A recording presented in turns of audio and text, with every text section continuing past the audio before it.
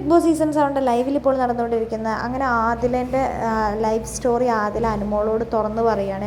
എല്ലാ കഥകളും പറയുന്നുണ്ട്. ആ ഒരു സമയത്താണ് ബിഗ് ബോസ് അനൗൺസ് ചെയ്യുന്നത് പറയാൻ പാടില്ലാത്ത കാര്യങ്ങൾ ബിഗ് ബോസ് വീട്ടിൽ പറയാൻ പാടില്ല എന്ന്.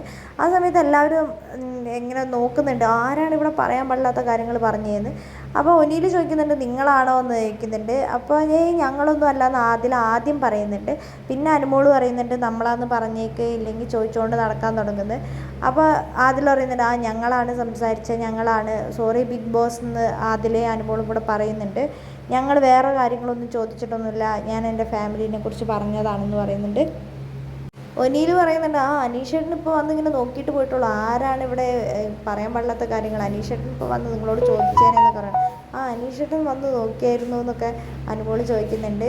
കാരണം അവർ പുതപ്പൊക്കെ മൂടി പുതച്ചിട്ടാണ് ഇങ്ങനത്തെ കഥകൾ പറഞ്ഞുകൊണ്ട് ഇങ്ങനെ ഇരിക്കുന്നത്. നൂറയാണെങ്കിൽ കിടന്നുറങ്ങുകയും ചെയ്യുന്നുണ്ട്. നൂറയും ലവ് ലെറ്റർ എഴുതി തന്ന കഥകളൊക്കെ ആണ് പറയുന്നത്. ഓട്ടോഗ്രാഫിൽ എഴുതി തന്നു, 2-3 പേജ് എഴുതി തന്നു എന്നൊക്കെ അതിലിങ്ങനെ അനുമോളോട് പറയുന്നുണ്ട്. ഭാഗ്യം കൊണ്ട് എൻ്റെ ഉമ്മച്ചി അത് കണ്ടുപിടിച്ചില്ല, ഉമ്മച്ചി കണ്ടുപിടിച്ചിരുന്നെങ്കിൽ പണിയായേനെന്നൊക്കെ അതിൽ അനുമോളോട് പറയുന്നുണ്ട്.